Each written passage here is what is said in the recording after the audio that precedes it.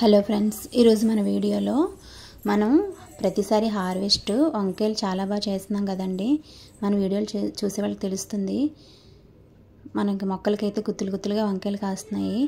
అది ఏ విధంగా నేను కేర్ తీసుకుంటున్నాను, ఏ ఫెర్టిలైజర్స్ వాడుతున్నాను అనే విషయాన్ని వీడియోలో చెప్తాను.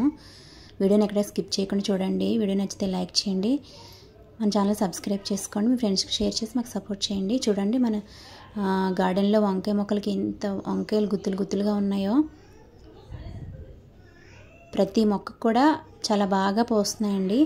తర్వాత ఏంటంటే ఒక్క పుచ్చు కూడా రాలేదు, ఏ వంకాయకి కూడా రాలేదండి. నేను ఇప్పటికి 10 సార్లైనా హార్వెస్ట్ చేశాను.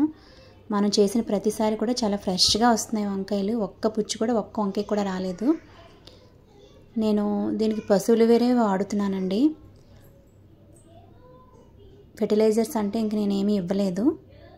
పశువుల ఎరువు 15 రోజులకు ఒకసారి నేను కొద్దిగా వేస్తాను.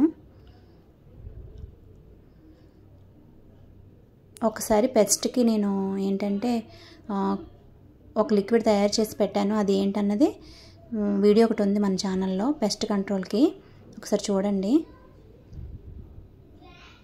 ఇలా ఆకులు పురుగులు తినేస్తున్నాయన్న ఒక వీడియో చేశాను కదండి, అది ఒకటి స్ప్రే చేశాను అంతే. సరే ఎంత ఫ్రెష్గా ఉన్నాయో, చాలా బాగా పెద్దవి కూడా వచ్చాయండి వంకాయలు. వంకాయలు అయితే మనం చాలా ఎక్కువగా హార్వెస్ట్ చేసాము. హార్వెస్ట్లు అన్నీ మన ఛానల్లోనే ఉన్నాయండి, ఒకసారి చూడండి, చూసి మాకు సపోర్ట్ చేయండి. చూసారా ఎంత ఫ్రెష్గా ఉన్నాయో, కలర్ కూడా చాలా బాగున్నాయి. చూసారా వైలెట్ కలర్.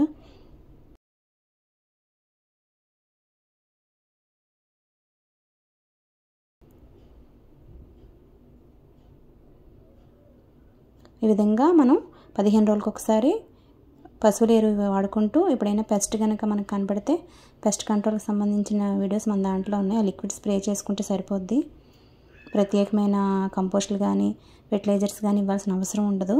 నేనైతే ఈ విధంగానే కేర్ తీసుకొని కాపు అయితే చాలా ఎక్కువగా తీసుకున్నానండి. మీరు కూడా ఒకసారి ట్రై చేయండి. పుచ్చులే లేకుండా చక్కగా మనం వంకాయలు హార్వెస్ట్ చేసుకోవచ్చు. చూడండి, ఒక 2 వంకాయలు ఉంచేసాను విత్తనాల కోసం. మన గార్డెన్లో మనమే మళ్ళీ విత్తనాలు పెట్టుకోవచ్చు, కొనుక్కోని అవసరం లేకుండా. ఈ 2 ఉంచాను.